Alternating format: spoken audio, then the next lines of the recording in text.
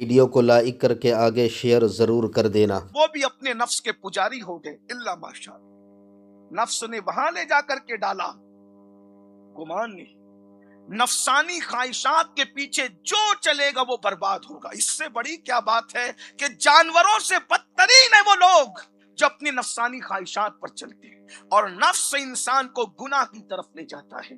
اور گناہ مختلف ہیں، گناہ مختلف ہیں اور گناہوں کی مختلف قسمیں ہیں، لیکن سب سے بدترین گناہ جو انسان کو برباد کرتا ہے، جو انسان کو تباہ کرتا ہے، بلکہ انسان کی نسلوں تک اس کی نحوست باقی رہتی ہے، گناہوں میں وہ گناہ ایسا ہے جو ہر مذہب میں برا سمجھا جاتا ہے۔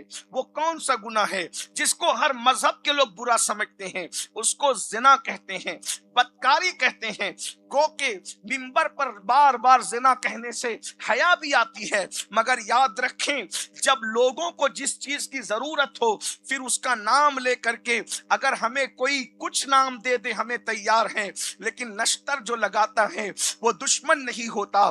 آج آپ کے سامنے میں اپنی قوم کے سامنے اس بات کو ببانگے دہن رکھنا چاہتا ہوں کہ سارے مذاہب میں کوئی مذہب زنا کی تائید میں نہیں ہے، کوئی مذہب زنا کے فیور میں نہیں ہے۔ ہر مذہب کا انسان زنا کو برا مانتا ہے، زنا اور بدکاری کو برا مانتا ہے۔ اور آپ کو پتا ہے شیطان کے نزدیک سب سے پیارا گناہ کیا ہے؟ اسے زنا کہتے ہیں، اللہ اکبر۔ اور اللہ کے نزدیک سب سے بدترین گناہ کیا ہے؟ اسے زنا کہتے ہیں۔ اس کی وجہ یہ ہے کہ زانیوں کا ایمان بھی محفوظ نہیں رہ جاتا، وقت میں گنجائش رہے گی تو باتیں کہی جائے گی، اللہ اکبر، زانی بدترین عذاب میں مبتلا ہوتا ہے۔ آئیے اللہ اکبر، آج میری قوم کا وہ جوان جو پوری قوم کا سرمایہ ہے، میری قوم کا وہ جوان جو تاریخ داں ہے، جو تاریخ ساز ہے، جو میکدہ ساز ہے، آج اس جوان کو کس کی نظر لگ گئی کہ وہ جوان ہمارے 16 17 سال کی عمر میں زنا کے اڈوں پر پہنچ گئے۔ اللہ اکبر، شادی سے پہلے 90% لڑکے اور لڑکیاں ایسے اللہ ماشاءاللہ کہ جو اپنا سب کچھ لٹا دیتے ہیں۔ زنا آسان ہو گیا ہے، بدکاری آسان ہو گئی ہے، اس لیے کہ یہ سمجھتے ہیں کہ فیشن ہے، مگر آؤ میں تمہیں بتاؤں اللہ اکبر زنا کی تباہی کیا ہے، زنا کی بربادی کیا ہے۔ کہنے والوں نے کہا ہے جہاں زنا ہے وہاں فنا ہے۔ کچھ گناہ ایسے ہیں جس پر اللہ پکڑ کرنے کے بجائے معاف کر یوں ہی معاف کر دیتا ہے، کچھ گناہ اللہ یوں ہی معاف کر دیتا ہے، کچھ گناہ کی سزا دیتا ہے، کچھ گناہ کی سزا دنیا میں دیتا ہے، آخرت میں بچا لیتا ہے۔ کچھ گناہ ایسے ہیں اللہ اکبر جس کی سزا صرف دنیا میں ملتی، آخرت میں نہیں ملتی، آخرت میں ملے گی دنیا میں نہیں ملے گی۔ لیکن ایک گناہ ایسا ہے اس کی سزا دنیا میں بھی ملتی ہے، اس کی سزا آخرت میں ملتی ہے، اور صرف زنا کرنے والے کو نہیں ملتی، اس کی نسلوں میں بھی یہ بے برکتی باقی رہتی ہے جسے زنا کہتے ہیں۔ اللہ کے رسول صلی اللہ علیہ وآلہ وسلم فرماتے ہیں زانی کی خوبصورتی کو خدا اٹھا لیتا ہے، اللہ اکبر، اس لیے کہ قدرت نے پیدائشی طور پر ہر انسان کو حسن عطا کیا ہے، ہر اس انسان کو جمال عطا کیا ہے، اور مسلمانوں کو تو خاص طور پر مومنانہ نور عطا کیا ہے۔